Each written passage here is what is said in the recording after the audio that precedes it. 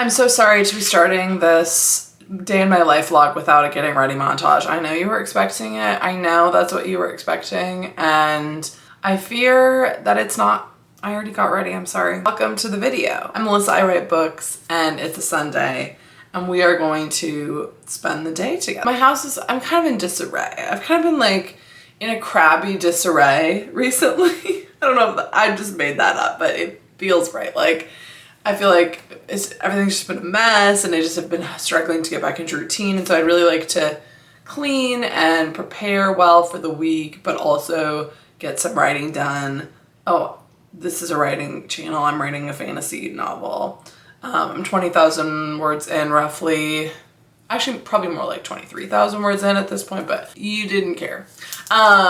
First, I'm singing at church this morning, and then afterwards we'll probably come home and like put on sweatpants, you know?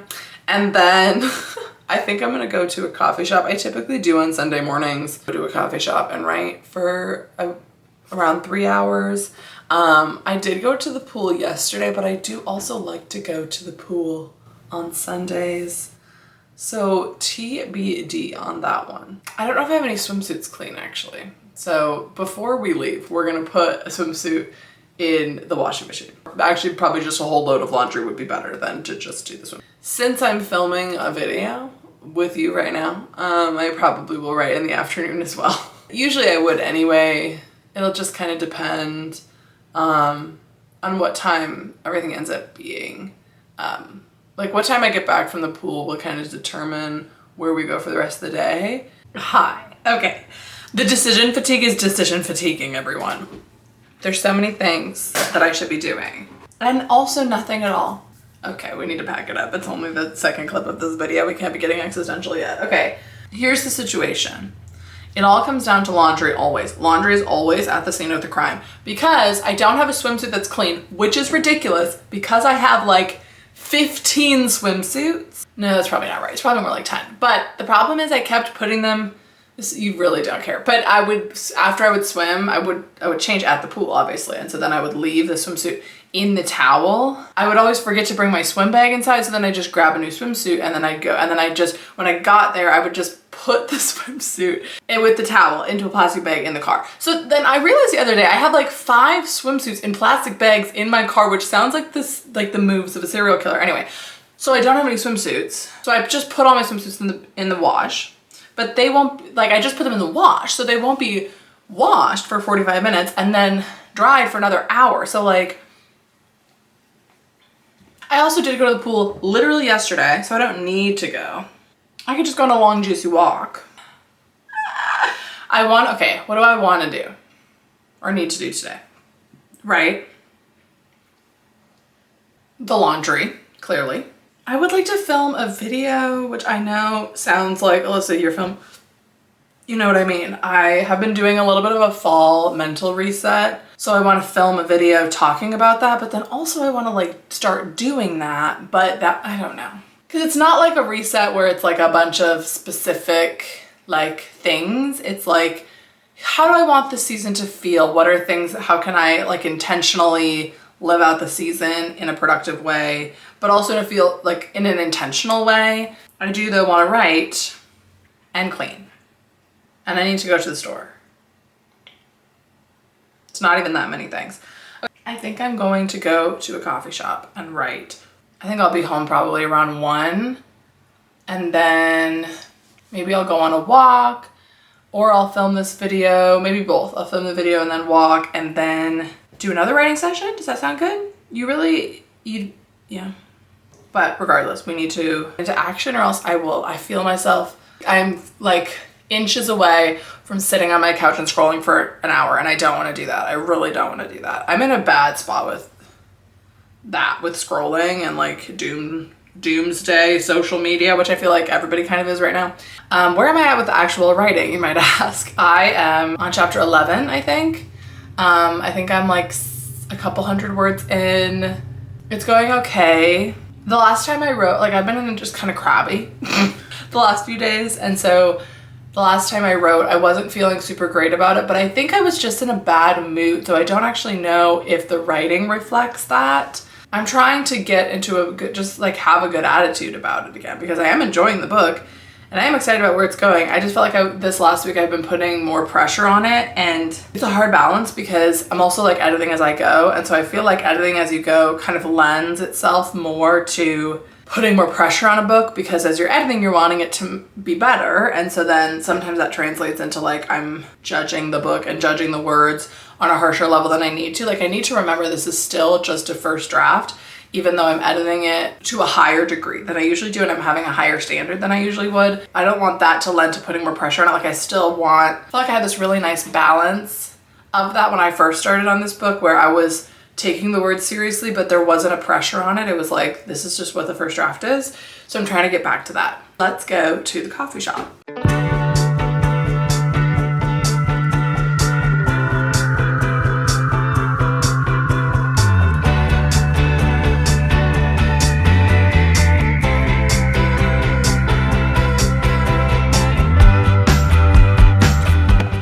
Okay, everyone, there must be something about me that when I sit in a coffee shop, all of the artsy, mysterious, moody, potentially on drugs men, they just flock to me. Okay, so we all know about this moody, mysterious coffee shop man at the other coffee shop that I go to. He doesn't seem like he's on drugs. He just is like a little shy and quiet and moody and mysterious, and is a writer. Very like philosophical writer, like Hemingway.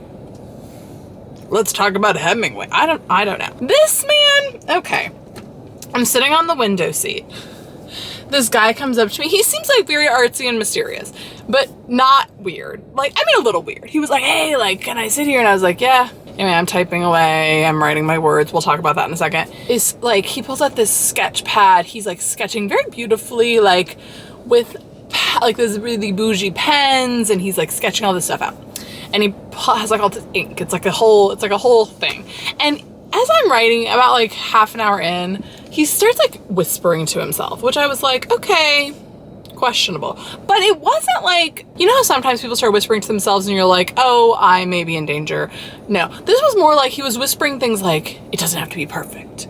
He was whispering things like, it's just a draft. It's just supposed to be a draft. Like he was like the epitome of like an artist in a coffee shop, like sitting there thinking to himself like I'm here, the art is me, I am the art, like really having a moment. And the things he was saying, I was actually like, this really resonates with me. I wouldn't be whispering this aloud to myself at a coffee shop, but this is what first drafts are for. It's not in ink yet, because he was just doing it with the pencil, and I was like, wow, like what a metaphor for me. Then, I'd say like an hour in, he like walks, because there's like one seat between us, and he's like, hey, can I ask you a question? And I was like, oh boy. I was like, yeah, sure, whatever.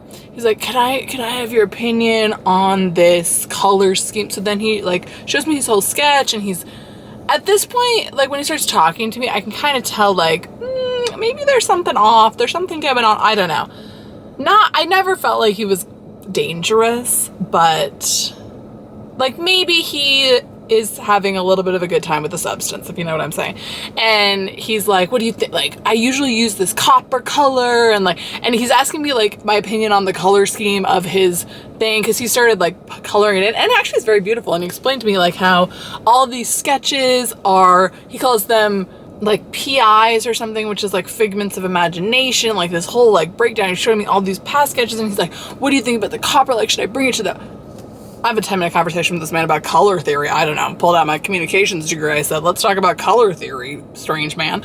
It was fine. Anyway, then he pulls out this bag and he's like, I'm not going to sell you anything, but can I just give you one of these? And he gave me, I'm going to throw this into a ditch somewhere. So in case it's somehow a tracking device, he gave me this, which is, he called it an inspiration stone, which is just a random stone. I don't know what this stone is. I'm not going to keep it in case, I doubt there's a tracker in here, but like, you never know. But it has some inspirational quotes on it. So I thought we could open it together and see what inspirational quotes this interesting, quirky, hipster man who's potentially on drugs has for us. 3 little quotes. This one says, the secret of change is to focus all of your energy not on fighting the old, but building the new. That's Socrates. Oh, okay, I love that. Okay, let's read the second one. You'll never change your life until you change something you do daily. The secret of your success is found in your daily routine. Okay, symbolism with this video. Okay. Never regret anything that has happened in your life. It cannot be undone, changed, or forgotten. So take it as a lesson learned and move on. Wow. These random quotes from the strange man in the coffee shop are really hitting today. They're all sort of reflecting, which is actually crazy because this week I've been feeling like, starting last week, I started to try to get back into routine. And I know it takes a few weeks, but I always, every time I go back into routine, I always expect it to take less time than it does. I always am thinking like, oh, I'll just jump right back in. I've been in this routine before. It shouldn't be hard. And when I say get into routine, I mean like waking up at 5:30 to write in the morning and just writing consistently throughout the week and like eating a certain way and like more so just like not eating out every meal, you know? And I was failing a lot at building my routines. I was still writing a ton, but I wasn't enjoying the writing as much. I was feeling really tired. Like I wasn't getting up at the time I wanted. Like there were lots of opportunity, like times when something that I decided I was going to do, I didn't follow through with, and then I felt bad about it. And it's like, really, I didn't need to feel bad about those things. Like that's just what building a routine is you're not going to stick to it every time. And I feel like all these quotes are very like, you can't dwell on what's happened. Like the hours that have already been lived.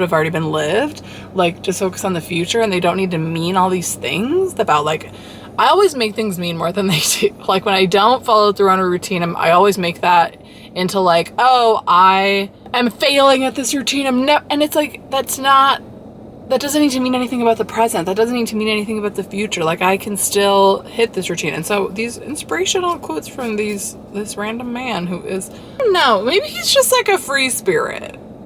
His name is Chad. Why is it always me who these men approach? What's going on? Anyway, but this coffee shop is very like hipster, quirky artist people. Like he's not the only person to talk to himself in that coffee shop today. I can tell you that. And I actually really like sitting at that windowsill. Some windowsills get really hot. That one doesn't. The cool is up really high in there. Anyway, the update on the writing. I forgot my headphones, so I was just like silent. But actually it was good because the music is loud and there's like a lot of people. It was very busy, so it was actually fine. I did the 12, 24, 36, and then I think I did another like 35. I just kind of... in the break during the 48 was when this guy had this whole conversation with me, and so then after that I just decided I'll finish up this chapter. I was almost done with it, and then I'll just leave because I was also starting to get a little bit of a mental decline in terms of like the quality of words. But I did write about 2,000 words in that amount of sprints, which is really good.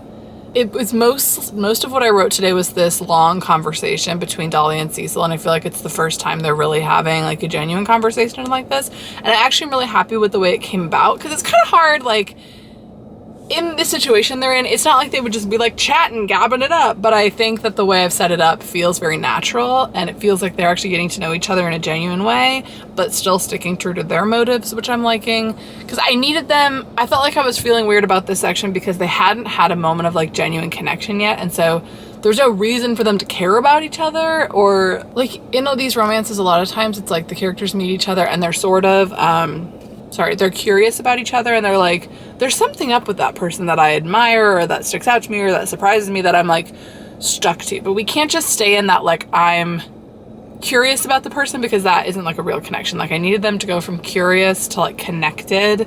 Hi. Oh, it's like 7 p.m. I'm so sorry to have ditched you for this long.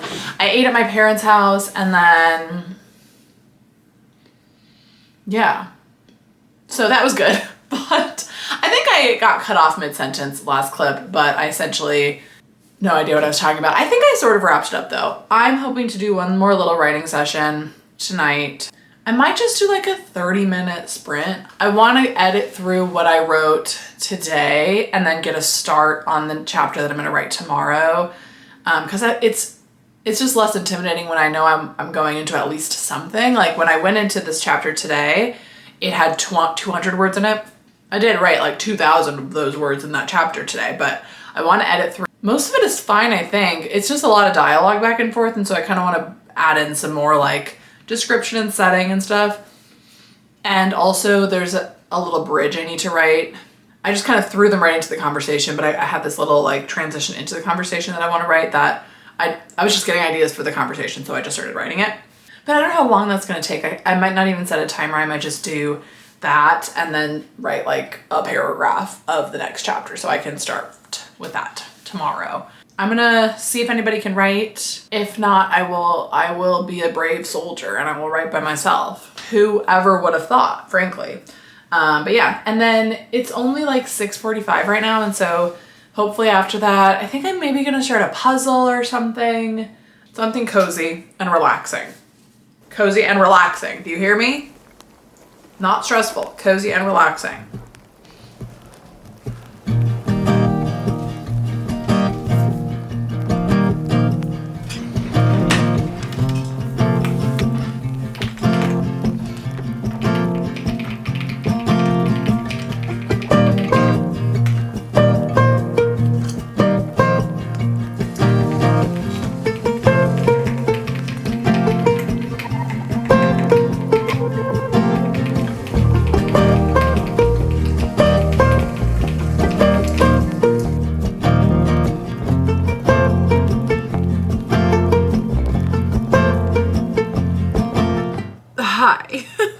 It's 8 o'clock. Wow, this computer. It's 8 o'clock. I look kind of crazy in this lighting, but I've been writing since around 7, but I did take a sizable break, probably around 20 minutes of watching clips from Outlander. I don't know how I got onto this topic on YouTube, but I saw like one clip and then I was reminded of all these other clips from Outlander, and it was actually kind of fitting. It kind of fits the vibes.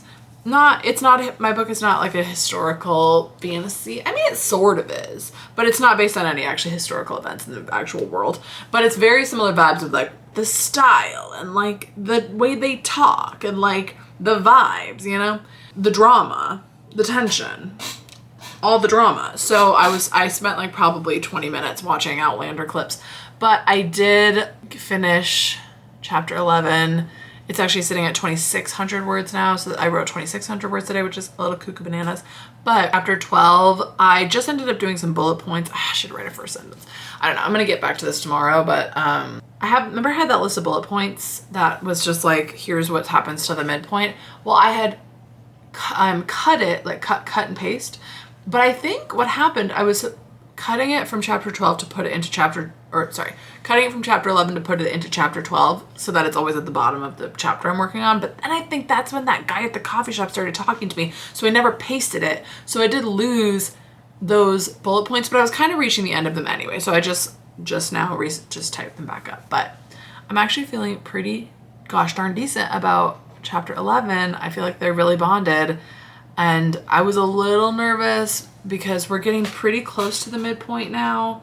But I think I still have 5 more chapters into the midpoint, to be honest. There's like, I need this next chapter for like this last chapter, she bonded with him, and now I need him to bond with her from his point of view. And then at the end, there's a little cliffy hanger of like they are fighting this situation that comes up. And I think that will take one from his POV and then one from her POV. And then there will be another chapter or 2 after that of kind of the aftermath of deciding things. Is this the fun and games? I don't even remember. I think so. But I do for sure need one more chapter of like bonding, and then 2 chapters for this situation that kind of cements her decision to lead us into the midpoint, because they do need to care about each other. They can be reluctant, but they need to care. And they're starting to. I just think I need a few more chapters to get there. Yeah, it's like 8:11 now. I'm gonna hang out. Maybe watch something, maybe read a little bit and just go to bed. I know it's only 8:11 and I'm saying I'm going to bed. Welcome to my life. Welcome to Alyssa and the book. Going to bed at the middle of the day, basically. It's so sad. This is like hazing. You know? I just wanna go out and walk with you. Baby, you know I just like to talk with you. You don't have to tell me anything that's new. I just wanna go out and walk with you.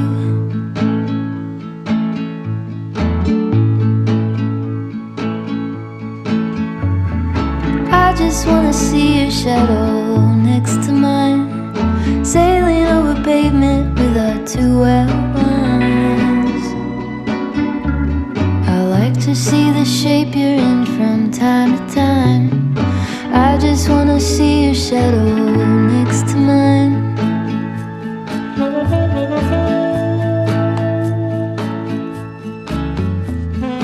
I just wanna see the same